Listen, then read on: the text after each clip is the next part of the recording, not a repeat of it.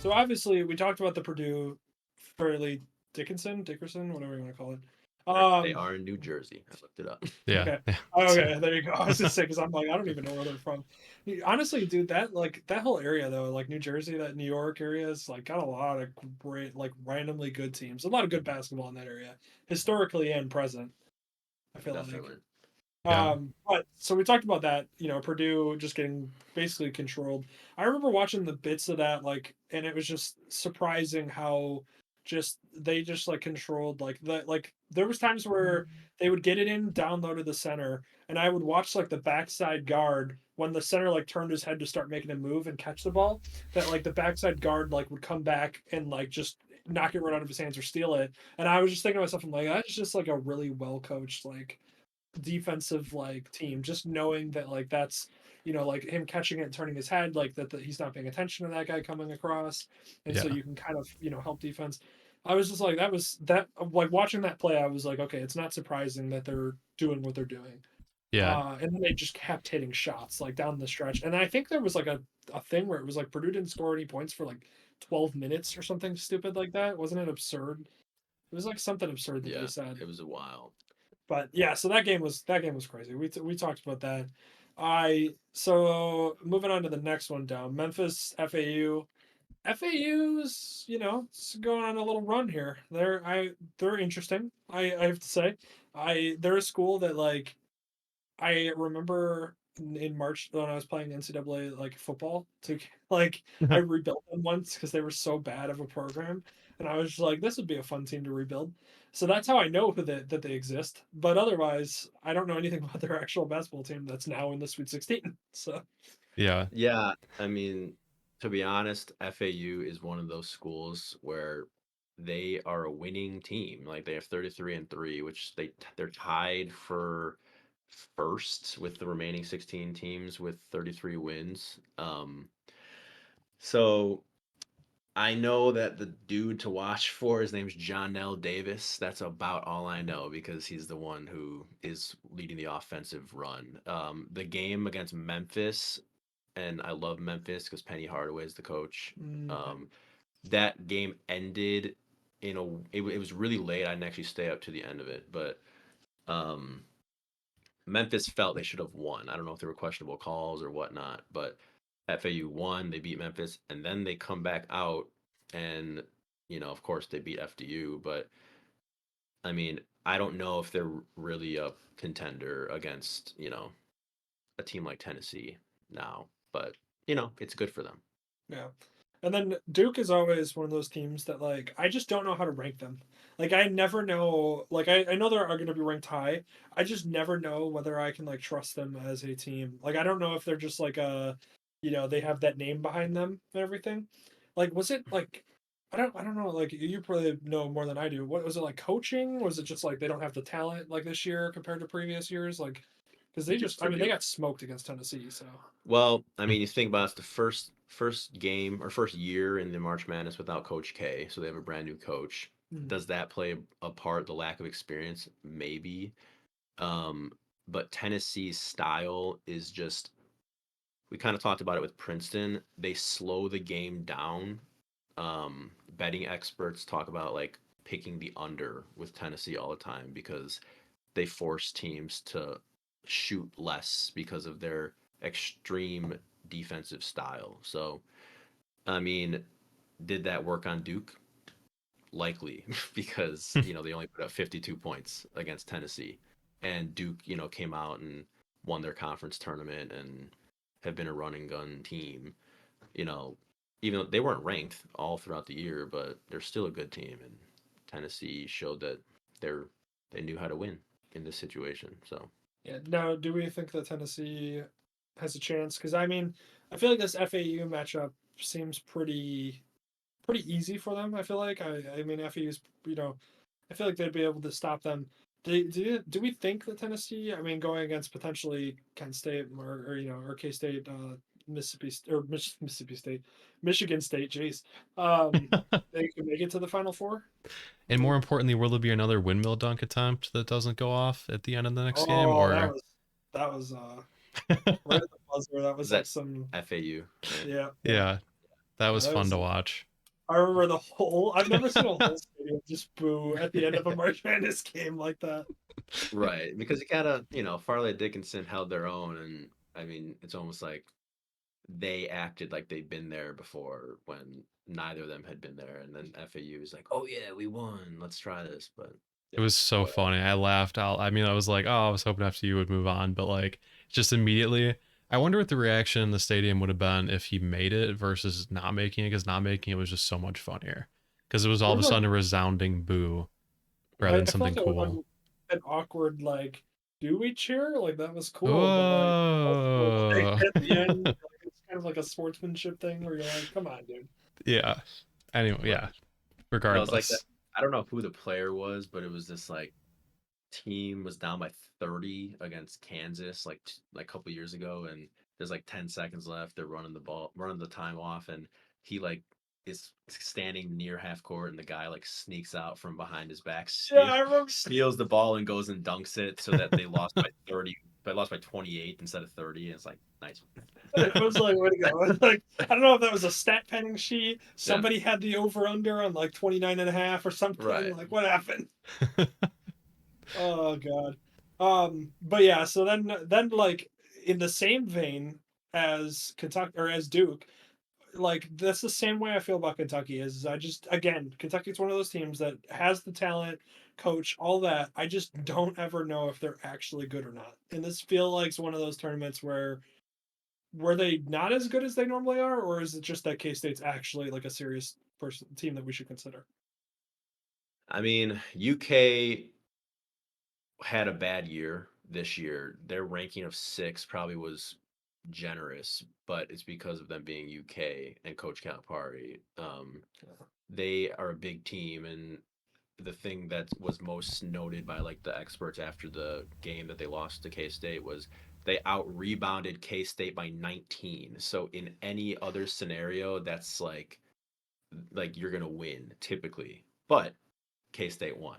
So if that talks about the reality of K State, maybe K State is a real contender.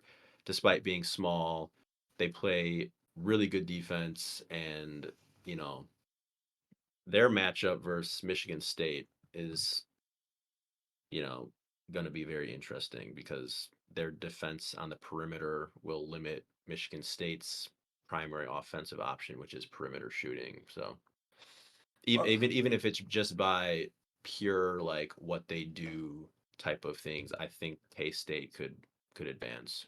So here's a question: if K State meets Tennessee Hmm. in the Elite Eight, who do you think moves on? At that point, it's it's up in the air because they're two teams who rely on their speed and defense to win. And if Tennessee has also has two like really solid big guys. I really don't know. K State's big guys are not elite because they have two guards that were named like second team All American. Mhm. Um, but if Tennessee can keep their big guys out of foul trouble, which initially in their game against Duke, they were in foul trouble. That was during the first half, so they had to take out their like starting center and put in their backup center for a lot of the game. Mm. But obviously they pulled away and easily beat them. But I think if Tennessee can keep their bigs out of trouble, then I think they could beat K State.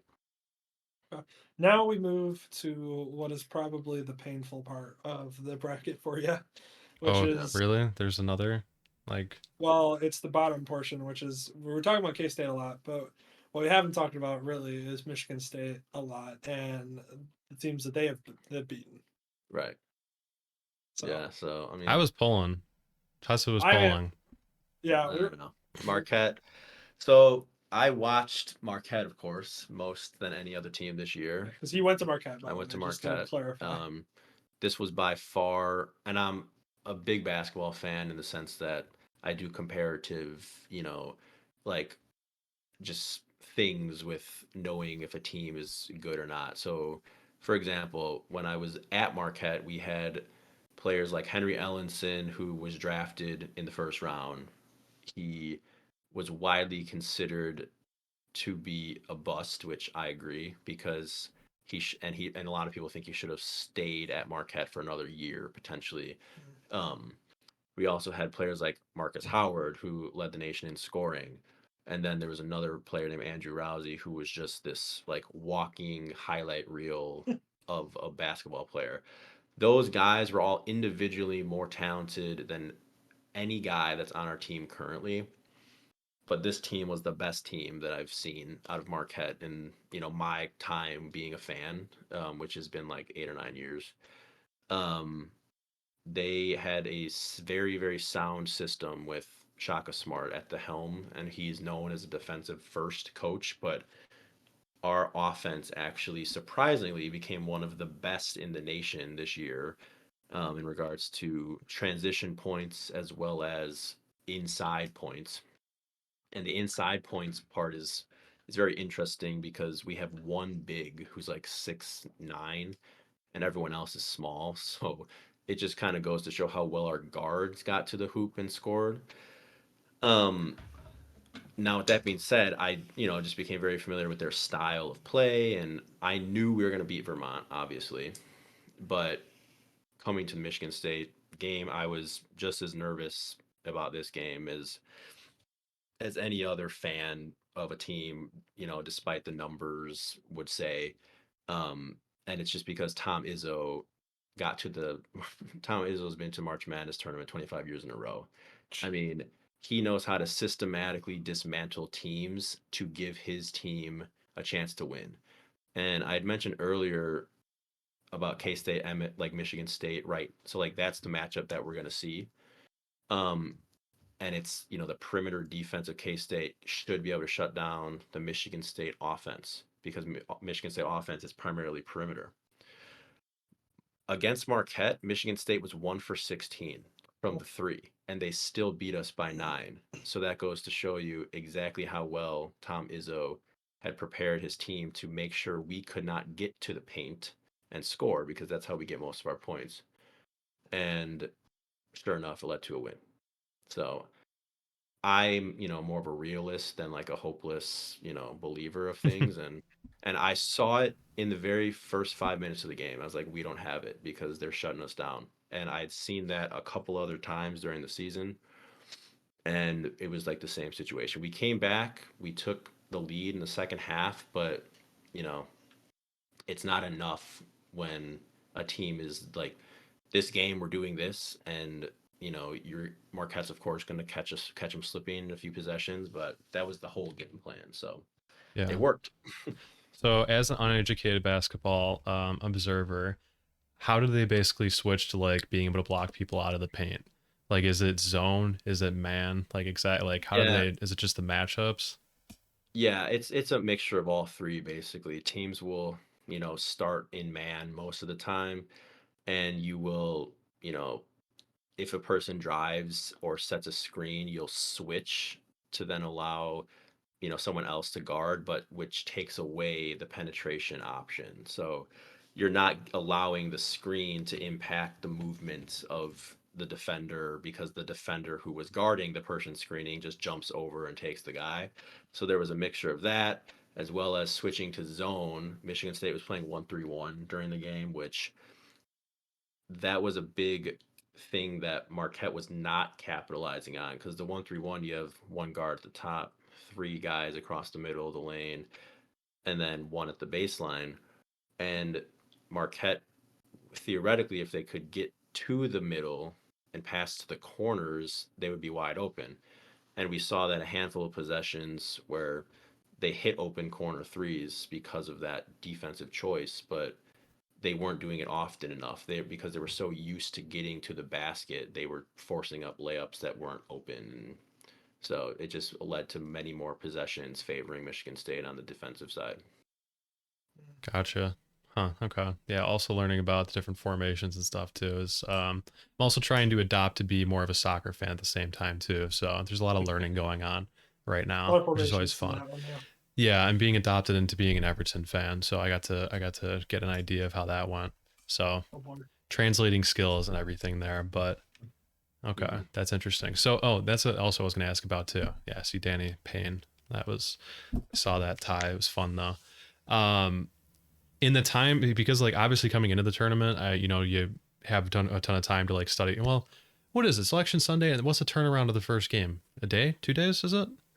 We get the Selections play-ins. selection Sunday is obviously Sunday, and then play-ins start Wednesday typically. So it's like, but the play-ins are the first 4 teams, so Okay. it doesn't technically, count as the actual start of the tournament. That's why you can submit brackets until Thursday. But no, the first playing game was actually Tuesday, so it was Tuesday and then Wednesday, and then Okay. Thursday started the rest of the tournament. Okay. Okay. I was trying to figure out like with the preparation, the study time and everything, how much of a disadvantage is it coming off of like obviously your start of the tournament selection Sunday and then knowing who you're scheming against and then going right into like the second round, assume after you win the first game.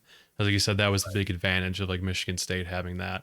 And then all of a sudden they're turning around, they're like, okay, Marquette's the next one up. They've got roughly what, like between like 48 Yeah, hours ish or right. something. Yeah. Right. It is, and that's where I think that the coaching experience in the tournament really helps with Tom Izzo being that just Hall of Fame coach. Not to say that Shaka Smart is bad at all, because like the Marquette basketball culture has improved immensely since what it was when we had Coach Wojciechowski for 6 years, and he was there every year that I was there, and his style was conducive to playing offense and no defense, and obviously you're not going to win in that regard. Mhm. Um, and I think that Shaka is going to bring in a ton of talent to Marquette, and they're going to get back to players like Jimmy Butler, like who went to Marquette. Did The not know that players, until right now. Mhm. well, yeah, like players are going to want to come to Marquette Dwayne Wade. essentially. Yeah, Dwayne Wade. Oh, Um, so yeah, so that's the hope, at least with how he's turned the culture around.